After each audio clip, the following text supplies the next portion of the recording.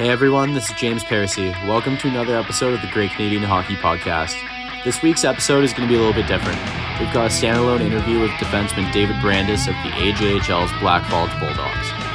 And just as a quick preview, we'll be going with a World Junior theme for next week's episode. So on behalf of myself, my co-host Aidan Serra, and producer Gareth Barrett, I want to thank you all for listening. So without further ado, here's David Brandis. Special episode 7 of the Great Canadian Hockey Podcast. Aidan Serra, James Paracy, and Dave Brandis on it. It is a special interview episode. We're not going to talk about anything else. The star of the show is Dave. How are you today, man? I'm great. I'm looking forward to it. Thanks for having me on, guys. I'm looking forward to talking with you. So, backstory for Dave, defenseman with the Blackfalds Bulldogs in the AJHL, first season of Junior A hockey. He is a Sacred Heart University commit in the NCAA. We're going to talk all things junior. We're going to talk about his NCAA commitment. I want to ask him some stuff about, taking the junior route that he took and all that. So I'll start, Dave, with you playing in the GTHL, Toronto Red Wings, played for the Don Mills Flyers U18 in a season that obviously was tough because of COVID. That 2021 season kind of hit everybody pretty hard. So I just want you to tell me about, starting in the GTHL and then your journey to get to junior A hockey in Western Canada. Yeah, well, growing up in Toronto, obviously everything's sort of just hockey from my experience. So the GTHL sort of was the league that everybody was in, like all the players, everyone, like that's where, if you lived in Toronto and you played hockey, like that's where you played. So that feels like forever ago now after all the different places I've been. But I played 5 years on the Marlies growing up. And then I went over to the Red Wings when it was my OHL draft year. And I was the captain of that Red Wings team going into my draft year. And it was a really just competitive league because you see all these guys moving on and everyone's going, either they're in the OHL or they're going juniors, similar route that I'm taking, and some of them are even in the World Juniors coming up for Team Canada. So the GTHL was a really competitive league, and it was the league to be in if you were growing up in Toronto.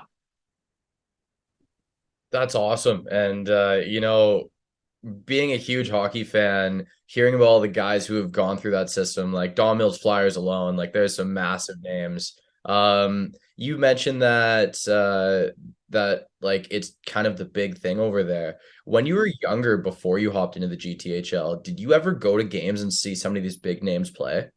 Yeah, I mean, when I was younger, I was always looking forward to sort of that jump to the GTHL and to AAA hockey.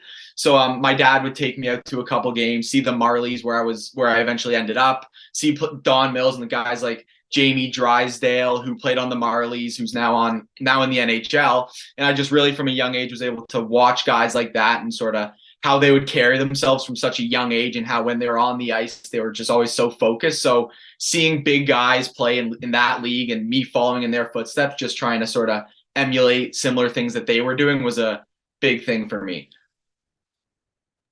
Definitely, man. And you mentioned Jamie Drysdale, one hell of a player, like ton of fun to watch and like sick style on the ice too.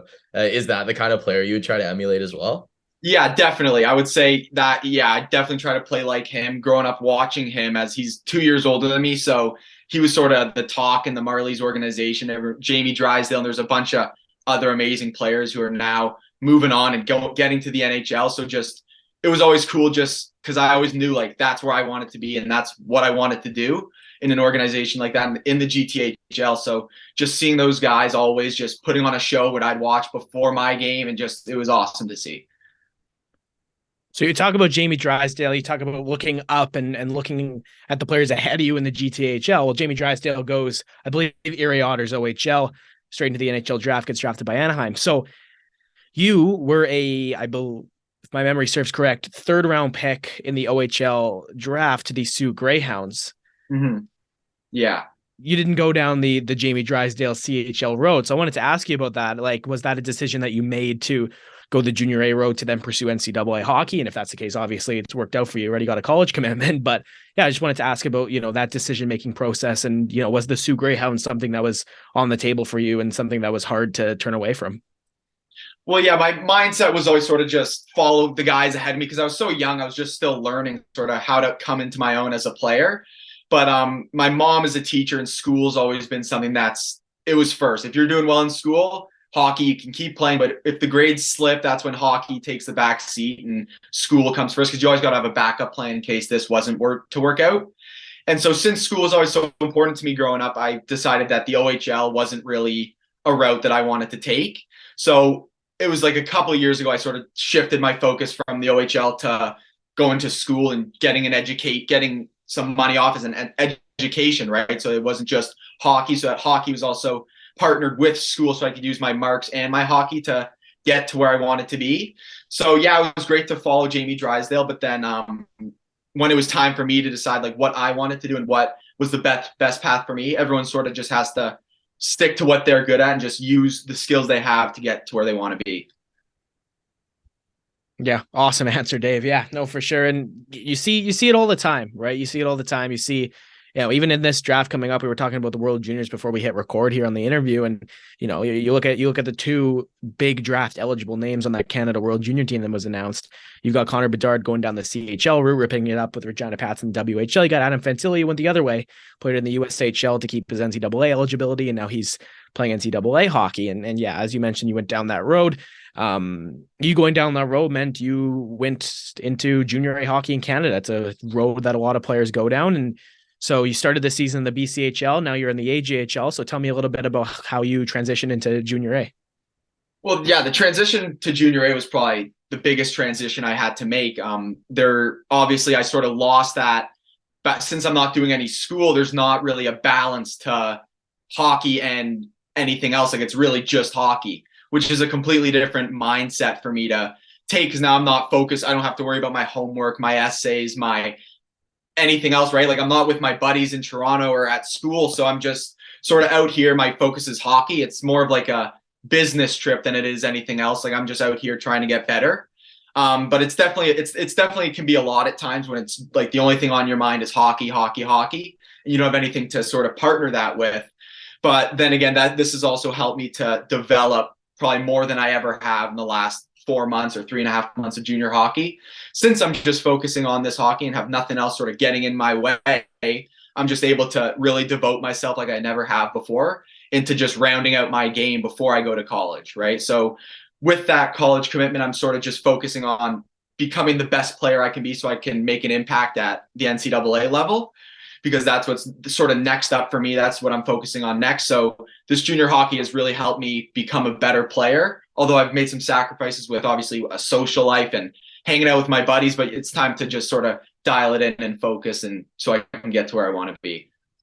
So Dave, you mentioned rounding out your game, and this is a huge year for development for you as well. Like you're 18 years old right now. What's an element you're really, really, really trying to focus in on right now? What's something that you want to build on going forward, going into Sacred Heart next year? So really what my focus has been on, my focus since I left Holderness, the prep school I was at in the States, has been just more rounding out my defensive game, because I see all these guys like Jamie Drysdale and like Cale Makar, who I obviously would love to be able to play like. They aren't just offensive or defensive guys. Like they've pretty much mastered both, so they can be trusted in any situation on the ice, and that's what I'm trying to do, trying to become the same sort of player. I figured that last year was prep school was a very offensive league, and to be honest, I didn't have to play as much defense. Like if I was to, not be as aggressive in the defensive zone, like the puck would squirt out, I could just be gone the other way, right, without too much thought about the defensive zone. But now, like since I got to junior hockey, the shift has been for me just focus on defense, because when the better you defend, the more offense you create for yourself. So that's been my focus. Like I've worked with D coaches on the teams that I've been on just rounding out my defensive game. So just getting better in the corners and getting a better stick and just being more responsible in my own end. And I feel like that's helped me even generate more offense for myself, because if I'm stopping plays early in the defensive zone or in transition in the neutral zone, I'm able to jump up in the rush faster, and I can catch their defense sleeping because we've stopped them so quick. So becoming a better defensive player has been huge. And I feel like my defensive game has really come along, and I'm hoping to just keep on gaining more trust from my coaches in the D zone.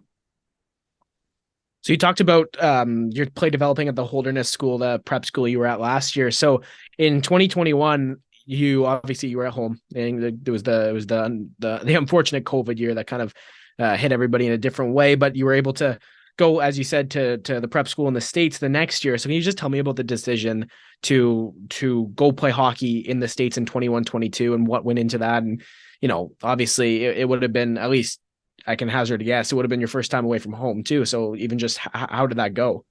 Yeah, that was a big decision to make, but looking back, I think it was the best decision I've ever made in my life. It has helped me excel and helped me reach goals I had and didn't think were obtainable for at least for a long time. So that decision was a huge life-changing moment for me. And it sort of stemmed from COVID going on. And I was going to play on Don Mills, which had been a part of my school team, my high school in Toronto. So Don Mills sort of made a deal with my high school, because my high school is called St. Mike's, and it's a very competitive hockey school. And so they made a deal with the GTHL team, Don Mills Flyers, that if you went to St. Mike's, you would, like, the whole Don Mills Flyers team was made up of kids who went to my high school. So that's what my plan was. I was going into that, and then COVID happened.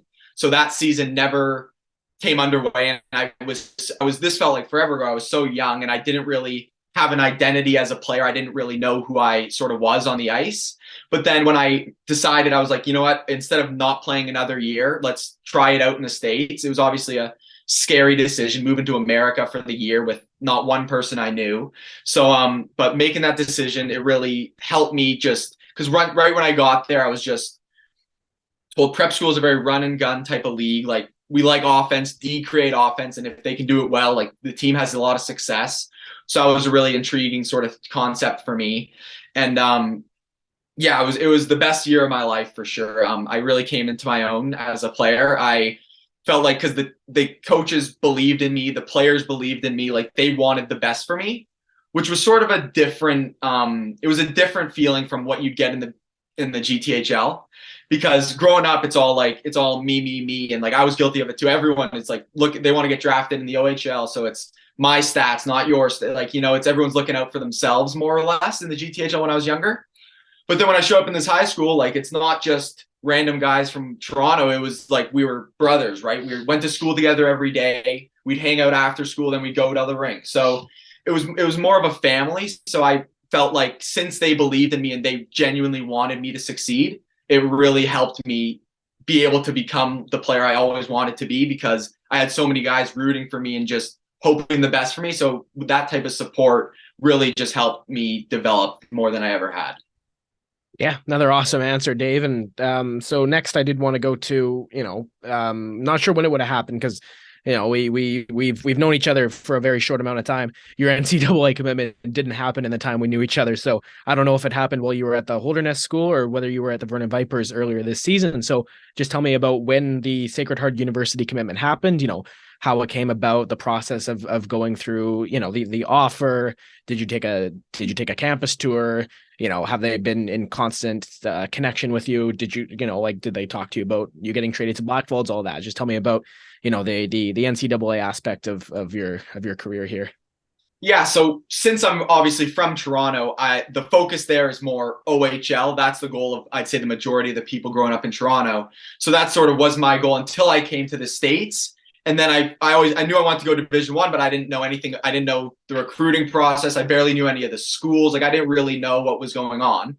And so after the year, like towards the end of the year, Sacred Heart approached me, and they talked to me at the end of the year. I went down for a tour and saw it was an awesome place. I couldn't be happier to visit Sacred Heart. And then they talk about all the new rink coming in that was just finished. That looks awesome. So as I was just touring the school, like my mom would tell me, she said, go on your gut, right? If you feel this is the place you want to be for the next 4 years or the 5 years after whatever your junior hockey, then it's the right place for you. Just trust your gut. And if it feels like home, then you'll know, right? If it doesn't, you'll also know. So just visiting Sacred Heart. And then I had a dinner with the coaches. We went out for a nice dinner, and I just knew right then and there how I could talk to the head coach, CJ, and just how I can talk to the assistant coaches, and they really seemed to fit who I was as a player, and most of all, person. Like, they seemed like they genuinely were interested in having me as both a player and a person in their community. So I felt that it was definitely the right place for me based off the interactions I had with the coach and just how the campus felt so at home to me right when I got there. So about Sacred Heart specifically, and that's awesome. I love that it was that smooth of a process for you because, I think you kind of lucked out. I know you had to have a tough year where there wasn't much hockey during your development, but I know a couple guys who are 1, 2, maybe even 3 years older than you, who really got kind of toasted. They couldn't play in years where they're trying to get commitments, and I'm really happy you were able to get that set up. That's awesome, dude. So I was just working in the BCHL recently with the Surrey Eagles, and they had a couple guys commit to Sacred Heart as well, Cole Galata and Jake Bongo. And I don't expect you to know those guys' names right away, but there's some pretty cool guys and some pretty great players, and I think you're really going to enjoy playing with them at some point. Maybe you guys stacking it up on the power play at one day at Sacred Heart. So I think you're going to have a really good time there, man. The hockey world's obviously such a small world, right? So like when I hear of, I was playing in the BCHL, and when I'm hearing of guys committed to Sacred Heart or looking to commit to Sacred Heart, you do your research. And I played Surrey once, so Jake Bongo was committed at the time, obviously. So I played against him, and just you always sort of keep tabs on guys who you're sort of going to the same school with. So it's just interesting to see, and you sort of meet these guys, and you're like, hey, like I'll be playing with you in a couple of years, and so it's pretty cool, definitely. Yeah, that's awesome, man. And like, is that the kind of thing where do you ever have people asking you about a school because you've committed or because you've talked to them? Well, I mean, it's a very sort of stressful time when you're deciding between, like, if you're deciding if you're going to commit to a school, or it's just because it's obviously a huge commitment, right? It's the next 4 years of your life. So you got to be sure sort of what's happening. And I know I had my parents and my friends, everyone supporting me throughout that entire process, which was huge because I was a bit, I needed some help. Like I didn't know everything, right? So I relied on my parents, my sister, my friends, just for their opinion on sort of what was going on. So since I know how stressful and hard that time can be, when I see guys on my team or my buddies in other leagues that are talking to schools, I always want to be there for them to sort of just sit and listen. I give them the same advice sort of my parents gave me on, if it feels at home, go with your gut, right? So just even a couple guys on this team, I know they're talking to school, so I'll be like, hey, how's it going, right? Or just offer some help, like, hey, if you have any questions, like, if you need help, have questions, or just want someone to talk to, I'm here, because obviously it's a stressful sort of time, but it's all good. It's all fun to sort of, it's a good problem to have, right? It's a good sort of stress to have when you're stressed out about deciding to commit to a school. It's really an exciting time, and it was awesome for me. So I just try to be there for other kids as much as I can, because I know how exciting and at the same time sort of nerve-wracking it can be. That's awesome, Dave. And honestly, that's a pretty big, like, just being able to talk about it that openly and saying, like, being able to say, hey, to your buddies or guys you might come across, hey, I've been through this. If you need an extra ear to talk to, I'm here. That's a pretty good leadership quality, and that's a good one to have. And but I just wanted to ask as well, you don't have to mention the names of the schools or anything like that, because I don't think you're supposed to. But did you have many other schools asking and reaching out? Yeah, there were other schools that I was sort of in talks with, but there was nothing that really jumped out to me the way Sacred Heart did. Like they were sort of like the initial team that I was most interested in from the beginning. Like I sort of bought into everything that they were saying, and right when I was approached by the assistant coach after one of my games, I was like, really cool guy. Like he seems like a guy I'd really like to learn from and just keep talking to. So it was more just Sacred Heart was my main focus through that process. But yeah, there were other teams I was talking to and all that stuff. But Sacred Heart was what I went with, and I'm obviously couldn't be happier being committed to Sacred Heart. So it's that was really good. So I wanted to ask you've kind of gone through a lot of the positive experiences you've had through hockey. You talked about one of your experiences with the high school kids being like a family.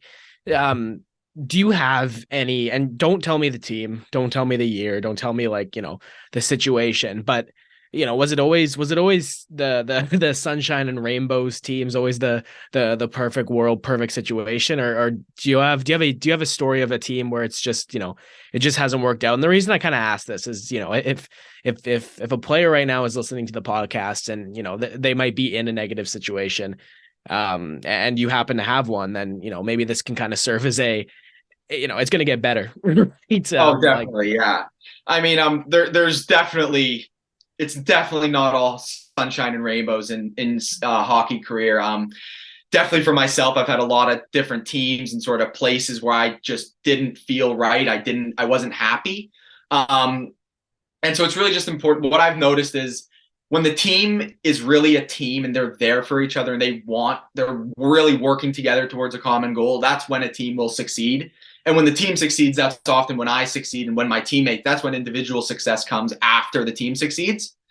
But yeah, I've been in some places where it was pretty much the opposite, where guys weren't buying in, guys didn't care about each other. Like that, you could look around the room and be like, these guys don't care about me. Like they're like, it's just not sort of a team feel. And when the team isn't into it, when they're not into it, when they don't feel sort of supported in the way they should be, it's obviously really hard to get success as a team. And when you don't succeed as a team, you can't succeed as an individual. So it's definitely not all sunshine and rainbows. For me personally, I've always succeeded when I have a coaching staff that sort of believes in me, because as I'm an offensive defenseman, I like to jump in the rush. I like to take some risks. I like to make stuff happen.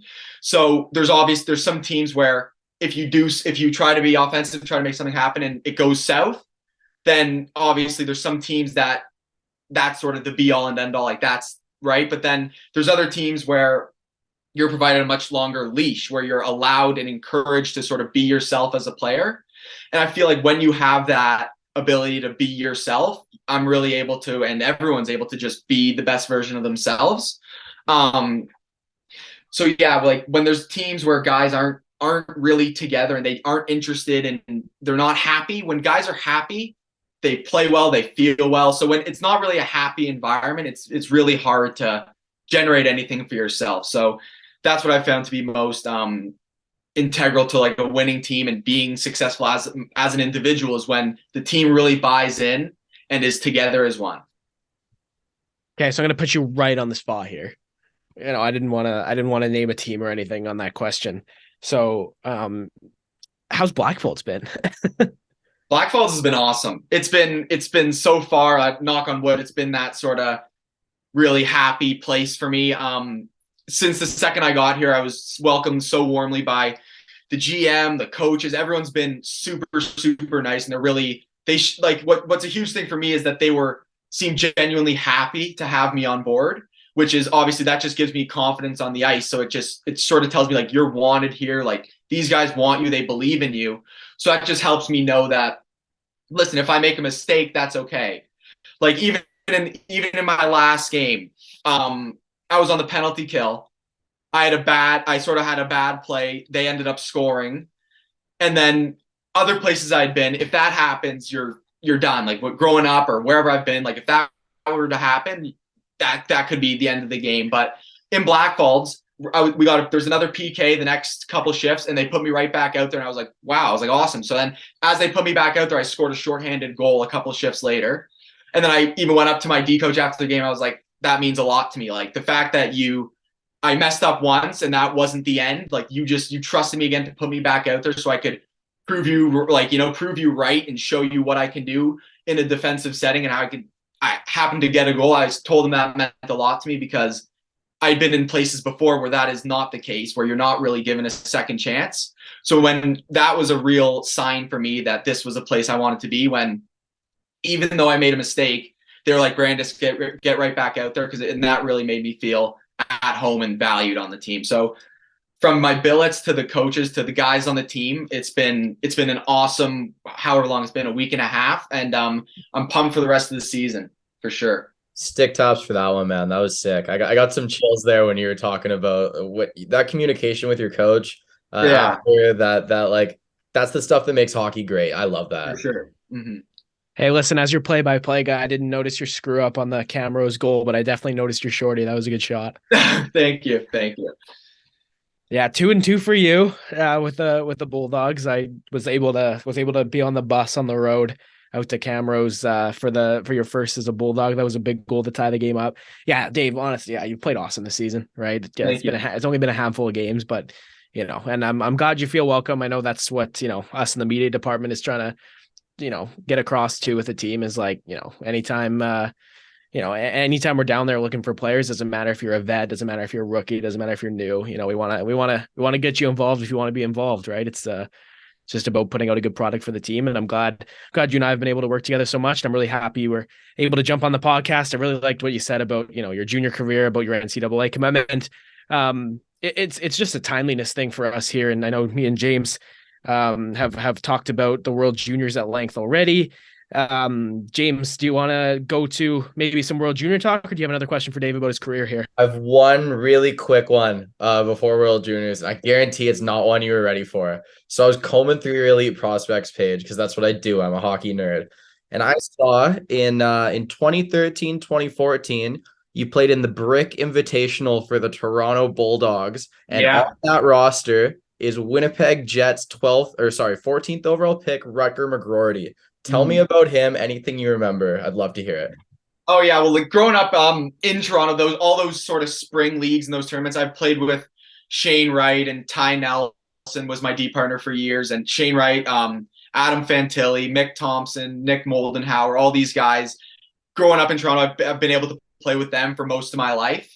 So the Brick was awesome. The Brick, looking back, like looking at all the players in that sort of tournament, for like how they were able to diagnose talent from such a young, like we were 10 years old, right? Like who knew who was going to be good and who, right?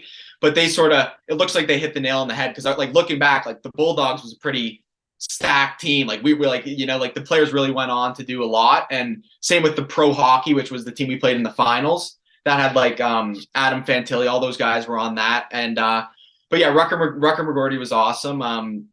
He was out in Nebraska. He lived in Nebraska during the Brick, so he'd have to come in but we became good friends. So just always seeing him at the rink when I would see him at these away tournaments, and when I was on the Marlies, he'd be on Honey Bake. So just obviously, since it's such a small world, you're able to keep in touch with all these guys and just see them and track their careers as they track mine and I track theirs. It's really cool to just see how everything plays out. And Rutger individually, he's an awesome guy, and he obviously doing amazing things now. Yeah, good question, James. I always actually hesitate. Yeah, no, and being the hockey nerds we are, I'm familiar with what the Brick tournament is, and I hesitate to ask players about it, just because it's like, all right, well, they were 10 years old, right? Like, A, how much do they remember? B, if I'm asking about another player, like how much are they going to remember about that specifically? So when James asked that, I was like, oh man, is he? What was this answer going to be? But no, Dave, you gave a great answer.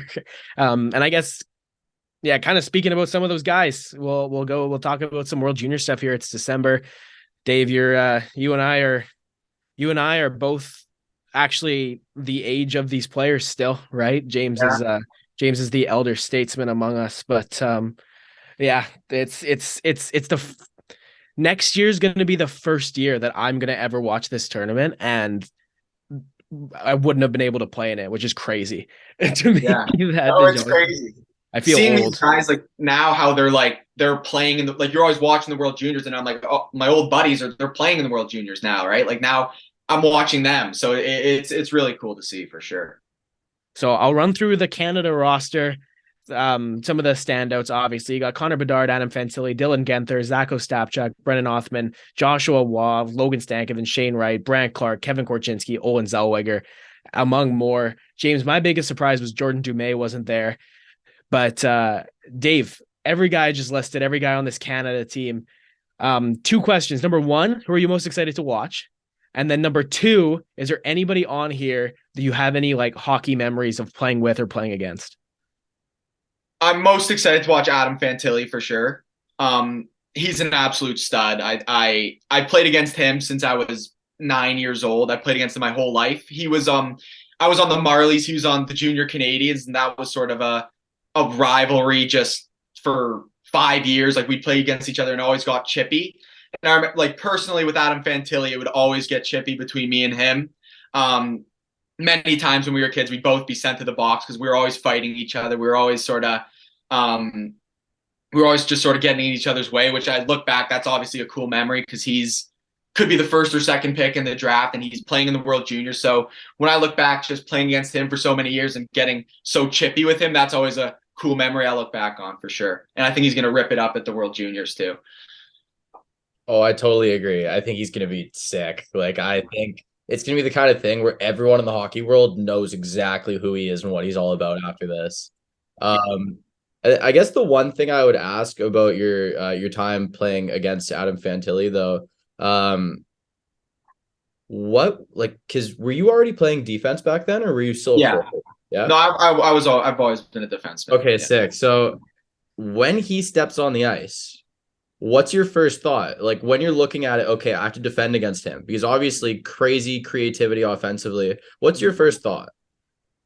Well, when I play against a guy like him, and my team had some awesome guys too, like Paul Ludwinski, Ty Nelson, like these guys. Like when you'd step on the ice with them, you know where they are at all times. And Fantilli was just, I always thought he was just the most well-rounded hockey player like I had ever played against, because he was the most skilled guy on the ice. He was probably the best skater on the ice, and he was also the meanest on the ice, right? Like he would be throwing his body around. Like he was never scared of any contact. So when I just saw him, he'd be able to skate through our team and score, and then he'd rock one of our guys. I'd be like, oh, I was like, well, this guy can do everything. So just sort of when you're going up against guys like that, it brought the best out of me, because I'm like, well, if I can compete against him, or if I can beat him, that looks, that's awesome. That's a great feeling, because you feel like you beat some guys who are so great. But yeah, just knowing where they are and just sort of knowing what they bring and how you can sort of slow them down and get in their way in any way you can. That was sort of something I focused on, and it always sort of elevated my game when I knew I was playing against him or other guys like that. Okay, Dave, I got one more for you, and I think Aiden might have a couple more, but I really appreciate the Adam Fantilli tidbit. When I'm out there watching him tear it up against all these other World Junior teams, I'm gonna be picturing you on the other team trying to stop him. Yeah, exactly. But yeah, so I really, really want to ask, because you said you grew up in Toronto, you've always been a hockey kid. Do you have watching the World Juniors memory as a kid? Because it's always right at Christmas time.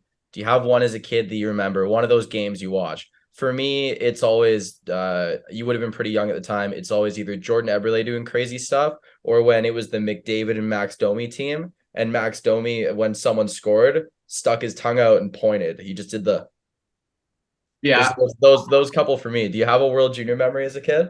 It would have honestly been the McDavid and Max Domi sort of that team. Like that was the first time I really you obviously hear of McDavid just absolutely ripping it up wherever he went, whatever he was doing. No one could get in his way. But then when you're seeing him, like that was the sort of, I feel like the first time like on a worldwide stage, you could sort of see him and just how much better he was than everyone else. So that's sort of just like seeing McDavid really on that stage was awesome. That was something that stuck out to me, because it was really the first time, like he played on the Marlies as well. So just being able, so I always followed him. You obviously know who Connor McDavid is your whole life. So, but just when you're able to see him against other countries and just being the guy that he is, that was the year that it sort of stuck out to me most. Like that's what I remember watching for sure. That team was nuts. That 2015 team. Yeah. Man, that was in Toronto too. That gold medal game was played in Toronto. Connor McDavid, it's that breakaway goal that gets played. That's the highlight. Him going 5-hole on Ilya Sorokin. It would have been in net for Russia. Josh Morrissey doesn't get enough credit for that breakout past James. I'll die on that hill. That was a superb feed from his own zone. Just hits McDavid on a tee at the blue line in stride. My last question for Dave. World Junior related, sort of. Right now, your teammate Tanner Willick is playing for Canada West at the World Junior A Challenge. So Tanner kind of almost similar to you, was playing Junior A, came to the Blackfalds Bulldogs. He was having success at his previous team, the Drumheller Dragons, but his offensive game exploded when he got to Blackfalds. He's the only Bulldog selected for the World Junior A Challenge, and he's got a couple assists already in the games he's played. So I wanted to ask, is that a goal for you on your radar for next year? You'd be the same age that Tanner is now, it's kind of like him. You're switching teams, and you've already had some more offensive success on the Bulldogs than your previous team, Vernon. I think definitely. Since I was in the BCHL at the beginning of this year, that sort of World Junior thing was never on my radar because it wasn't possible there. But definitely looking at sort of him being a year older than me going to that, it's definitely now on my radar. It's definitely now something I would aspire to do for sure. And I haven't known Tanner long at all. So sort of just when I got here, he was getting ready to leave for this. So we haven't really had a chance to talk too much. But yeah, I'm tracking him through that thing, obviously, because we're teammates now. So I'm rooting for him. And next year, it's definitely something I would really like to be included or invited to if I continue to just play well. And that would definitely be something I'd be thrilled about. And I think me and Tanner the rest of the year, when he gets back, I'm looking forward to playing with him and seeing how we can complement each other to get the most out of our team into the playoffs. All right, Dave, this has been really, really awesome. James, anything else for him? No, Dave, I just want to say thanks so much for the time for the interview. You had a lot of great answers, and I'm going to have a lot of fun tracking your career going forward. You're one hell of a kid. Thanks, buddy. Thank you so much, guys. I appreciate you having me on. It was awesome. Yeah, totally. I've already enjoyed calling your games so far. I'm going to enjoy it for the rest of the season and hopefully next year as well, buddy. So awesome. I'll let you go. Again, thank you so much, and good luck this week in all your games. I know I'll be down in the dressing room post game for some interviews if you guys get the wins. Awesome. Can't wait. Cheers, man.